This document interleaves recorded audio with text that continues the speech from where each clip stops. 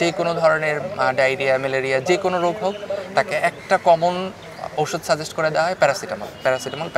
18ই জুলাই আমি নিজে উত্তরা বিএনএস সেন্টারের সামনে গুলিবিদ্ধ হই। রাবার বুলেটের বেশ কয়েকটা কণা নিজের চোখে মারাত্মকভাবে আঘাত হানে, তারপরে পেটে, উরুতে বিভিন্ন জায়গায় আঘাত হানে। আগামী 9 সেপ্টেম্বর অনুষ্ঠিত হতে যাচ্ছে ঢাকা বিশ্ববিদ্যালয়ের কেন্দ্রীয় ছাত্র সংসদ নির্বাচন ডাকসু নির্বাচন নিয়ে শিক্ষার্থীদের মাঝে নানান উৎকণ্ঠা শুরু হয়েছে। এরই মাঝে প্রার্থীরাও পার করছেন বেশ ব্যস্ত সময়। আজ আমরা কথা বলবো কেন্দ্রীয় সংসদের স্বাস্থ্য ও পরিবেশ সম্পাদক পদপ্রার্থী এম আল মিনহাজের সাথে। কেমন আছেন ভাইয়া? আলহামদুলিল্লাহ, আল্লাহ ভালো রেখেছেন। আমার নাম হচ্ছে এম আল মিনহাজ। পড়াশোনা ঢাকা বিশ্ববিদ্যালয়ে 16-17 সেশনে স্বাস্থ্য অর্থনীতি বিভাগ থেকে অনার্স মাস্টার্স কমপ্লিট করেছি। এখন এমফিলে 25-26 সেশনে রানিং আছি। আমরা জেনেছি আপনি হচ্ছে একজন জুলাই আগস্টের আহত যোদ্ধা। সে সময়টার জার্নি কেমন ছিল?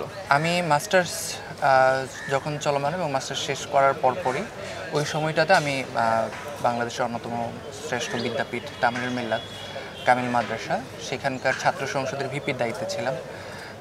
একেবারে 24শে যে গণ অভ্যুত্থানের যেই টাইমটা, ওই ইন্টারিম টাইমটাতে হচ্ছে আমি ওখানকার দায়িত্বে। স্বাভাবিকভাবেই ছাত্র সংসদের ভিপির দায়িত্বে থাকার কারণে পুরো ক্যাম্পাসে সবাই তাকিয়েছিল যে ভাই কি ডিরেকশন দেয় গণ অভ্যুত্থানে অংশগ্রহণ করা কেন্দ্রিক। তো এই জায়গা থেকে সকল ছাত্রদেরকে নিয়ে গণ অভ্যুত্থানে অংশগ্রহণ করা, তাদের নিরাপত্তা নিশ্চিত করা, অ্যাট দ্য সেম টাইম গণ অভ্যুত্থানকে সফলতার দিকে কীভাবে নিয়ে যাওয়া যায় নিজেদের অংশগ্রহণের জায়গা থেকে, সর্বাত্মক প্রচেষ্টাই আমাদের জায়গা থেকে ছিল। চেষ্টা করেছি আমরা সবাইকে স্বতঃস্ফূর্ততার সহিত অংশগ্রহণ করে গণ অভ্যুত্থানকে যতটা আমাদের জায়গা থেকে কন্ট্রিবিউট করা যায়। তারই একটা দিন 18ই জুলাই আমি নিজে উত্তরা বিএনএস সেন্টারের সামনে গুলিবিদ্ধ হই। রাবার বুলেটের বেশ কয়েকটা কণা নিজের চোখে মারাত্মকভাবে আঘাত হানে, তারপরে পেটে, উরুতে বিভিন্ন জায়গায় আঘাত হানে। তো আলহামদুলিল্লাহ এখন অনেকটা কিউরের কাছাকাছি। দীর্ঘ 6 বছর পর ডাকসু নির্বাচন হচ্ছে, নানান ধরনের কথা সব কিছুই হচ্ছে। ক্ষেত্রে আপনিও একজন ডাকসু কেন্দ্রীয় সংসদের পদপ্রার্থী। আপনার অনুভূতিটা কি এত বছর পর নির্বাচন? এত বছর পরে নির্বাচন, 6 বছর তারপর এর আগে নির্বাচন হয়েছে আরও অনেক বছর পরে। মানে এই যে ডাকসু মানে প্রতিনিয়ত যে হওয়ার যে রেগুলার একটা টাইম, এই টাইমে হইতে না পারাটা এটা একটা আমাদের ওভারঅল সামগ্রিক একটা দৈনতা, জাতীয় দৈনতাও বলতে পারি, আবার বিশ্ববিদ্যালয় একটা কালচারের জায়গায় একটা দৈনতা, যেখানে একটা গণতান্ত্রিক সিস্টেমকে স্বয়ংক্রিয়ভাবে প্রত্যেক বছর ছাত্ররা তাদের স্বতঃস্ফূর্ত তাদের নিজেদের নেতা নির্বাচন করবে, বিশ্ববিদ্যালয়কে আরও সামনের দিকে এগিয়ে নিয়ে যাবে, নেতৃত্বের সৃজনশীলতা জাতীয় উপভোগ করবে, এইখান থেকে জাতীয় নেতৃত্ব বের হয়ে আসবে, যারা মেধাবীদের রাজনীতি করে, সুস্থ ধারার রাজনীতি করে নিজেকে পরিগঠন করবে, তারা জাতীয় রাজনীতিতেও ভালোভাবে কন্ট্রিবিউট করতে পারবে। এটা আমাদের একটা প্রত্যাশার জায়গা থাকে। তো এই জায়গাগুলো যখন ঢাকা বিশ্ববিদ্যালয় কেন্দ্রীয় ছাত্র সংসদ বলি বা অন্যান্য বিশ্ববিদ্যালয়ে যেগুলোর ছাত্র সংসদ নির্বাচন আছে, এগুলো যদি স্থবির হয়ে যায়, তখন আমাদের আসলে জাতীয় নেতৃত্ব এমন কিছু ক্রাইসিস তৈরি হয়, যেটা দেখা যাচ্ছে যে এমন কিছু নেতৃত্ব উঠে আসে যারা দেশ জাতির জন্য কাজ করার বিপরীতে নিজের দেশকে আরও ধ্বংসের দিকে ঠেলে দেওয়ার ক্ষেত্রে ভূমিকা পালন করে। তো এই দৈনতা কাটিয়ে উঠে এই যে ইলেকশনটা হতে যাচ্ছে এবং 24 গণ অভ্যুত্থান পরবর্তী নতুন স্বাধীন বাংলাদেশে, তো সেই জায়গাটা উচ্ছ্বাসটা ভিন্ন রকমের। স্বাভাবিক, যেহেতু আমার 16-17 সেশনে আমি এখানে অনার্স মাস্টার্স কন্টিনিউ করেছি, আমি 2019-এ যেই ডাকসুটা হয়েছে সেটাও পেয়েছিলাম। সেই ডাকসুটাও কিন্তু প্রশ্নের ঊর্ধ্বে ছিল না, বরঞ্চ হচ্ছে আমরা জাতীয় রাজনীতিতে যেরকম দেখেছি যে রাতের ভোটের রাজনীতি, ডামি ইলেকশন, এই যে ইলেকশনগুলো আমরা ওভারকাম করে আসছি, 2019-এর ডাকসু ইলেকশনটাও পরম্পরায় ওইটারই একটা ধারাবাহিকতা সেখানে আমরা দেখেছি।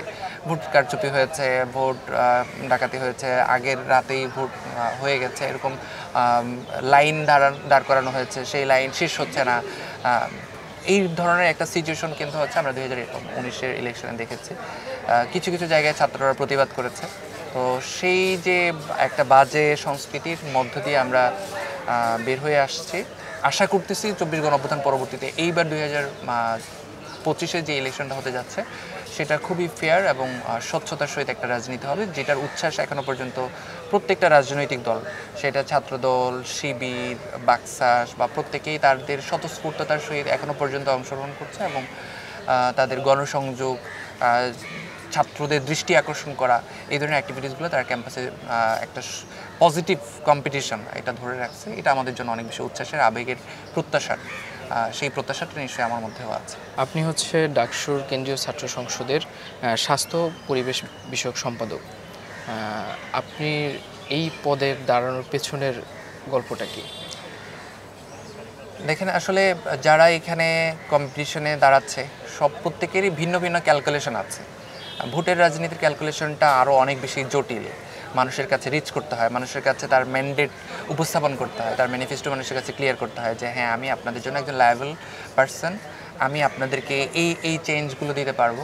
আবার অনেকগুলো জায়গায় কম্পিটিশনের মানে কোন জায়গায় হইলে আমি বের হয়ে আসতে পারবো, এটাও অনেকটা ক্যালকুলেশনের ব্যাপার থাকে। অনেক সময় কোন সম্পাদক পদে দাঁড়াচ্ছি তার থেকে ইম্পর্টেন্ট হচ্ছে যে আমি এমন একটা পয়েন্ট বা এমন একটা সম্পাদক আমি চুজ করে নিচ্ছি যেখান থেকে আমার বের হয়ে আসাটা ইজি।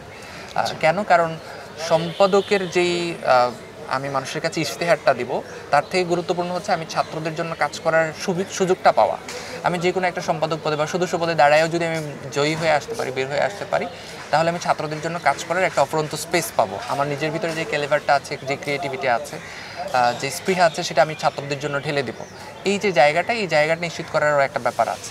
তো সেই সার্বিক ক্যালকুলেশন, বের হয়ে আসা, বিজয়ী হওয়ার জন্য যে জায়গাটা নিজের জন্য একটু সফট মনে করেছে, অ্যাট দ্য সেম টাইম কাজ করার স্কোপ বা ক্যাপাসিটি বেশি থাকবে ছাত্রদের সামনে, ছাত্রদেরকে নিয়ে কাজ করার টিম ওয়ার্ক, এই জায়গাগুলো আমাকে বেশি ফেসিলিটেট করবে। আমার কাছে মনে হয়েছে এই পদ, স্বাস্থ্য পরিবেশ সম্পাদক, এই জায়গাটা, যার কারণে আসলে আমি এই জায়গাটা নিজের জন্য সুবিধাজনক মনে করেছি যে এই জায়গায় দাঁড়িয়ে ছাত্রদের দৃষ্টি আকর্ষণ করা, ছাত্রদের জন্য কাজ করার জন্য নিজেকে উজাড় করে দেওয়া এবং একই সাথে বিজয়ী হওয়ার এই জায়গাটা আমার জন্য অনেক বেশি সুবিধা থাকবে বলে আমার কাছে মনে হয়েছে। শিক্ষার্থীরা প্রায় হচ্ছে স্বাস্থ্যসেবা নিয়ে বিভিন্ন সমস্যায় পড়ে থাকে, যেমন হচ্ছে সাশ্রয়ী চিকিৎসা, জরুরি স্বাস্থ্যসেবা, হ্যাঁ, এই সকল বিষয়ে আপনার পরিকল্পনা থাকবে কি?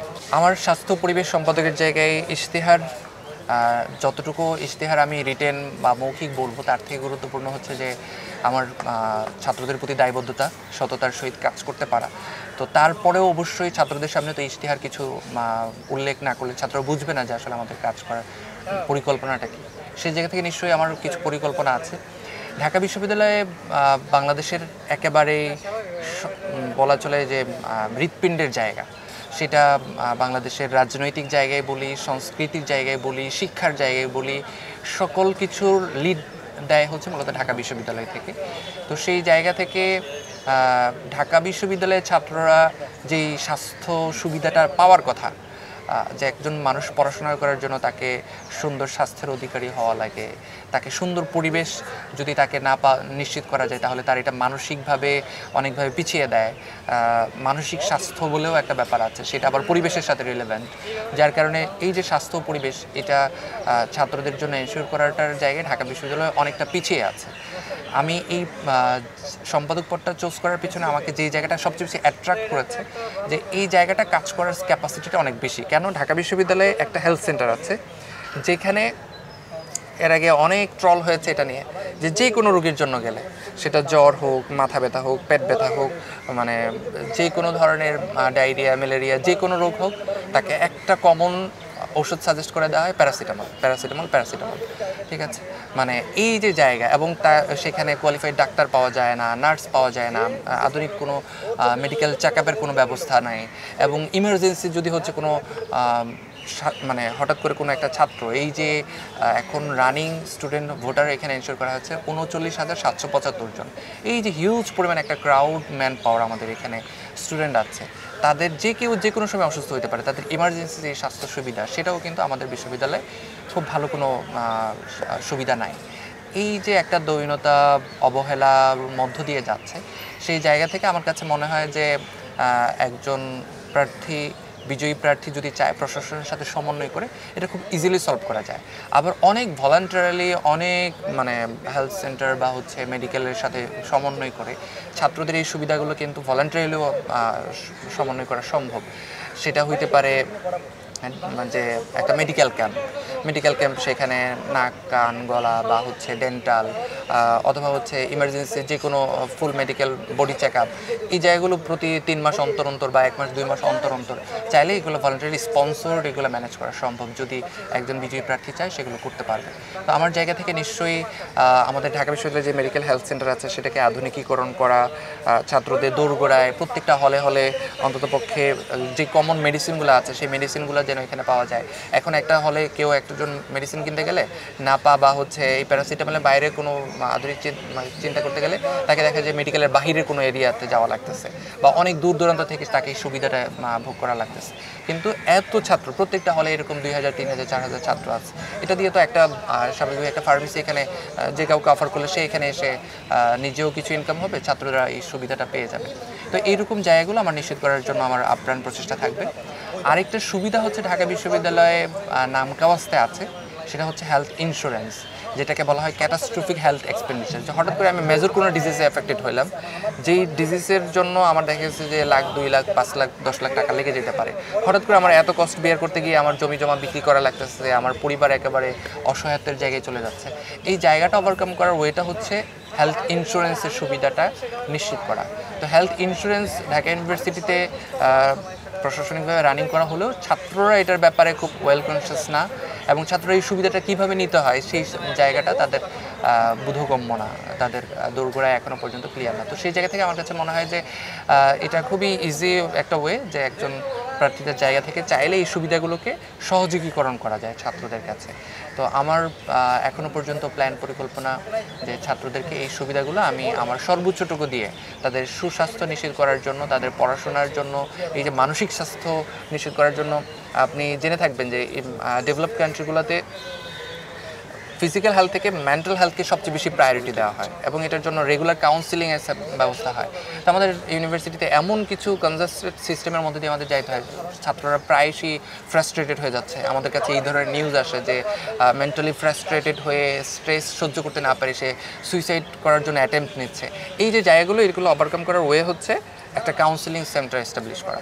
তো এরকম সমৃদ্ধ কাউন্সিলর সহ কাউন্সিলিং সেন্টার এটাও আমার অন্যতম একটা টার্গেট। আমি এগুলো নিয়ে মিশন দেখেছি, শুধু নট অনলি ঢাকা ইউনিভার্সিটি, এটাকে পুরো ন্যাশনালিও এস্টাবলিশ করা আমাদের এই মুহূর্তে সময়ের দাবি হয়ে উঠেছে। আর অ্যাট দ্য সেম টাইম স্বাস্থ্যের সাথে রিলেভেন্ট হচ্ছে পরিবেশ। সুন্দর পরিবেশ যদি ঠিক না থাকে তাহলে এটা স্বাস্থ্যকে অ্যাফেক্ট করে। তো সেই জায়গা থেকে ক্লিন ক্যাম্পাস নিশ্চিত করার জন্য এটা শুধু একজন সম্পাদক চাইলেই ইশতেহার দিয়ে এটা নিশ্চিত করতে পারবে না, এখানে সবার স্বতঃস্ফূর্ত অংশগ্রহণ করা লাগবে।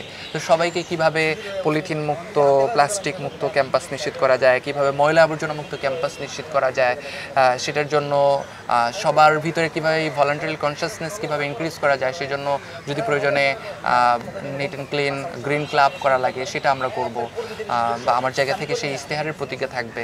যদি হচ্ছে ড্রাই অ্যান্ড ওয়েট বিন পর্যাপ্ত না থাকে সেটা যদি নিশ্চিত করার জায়গা থাকে সেটা আমার জায়গা থেকে থাকবে।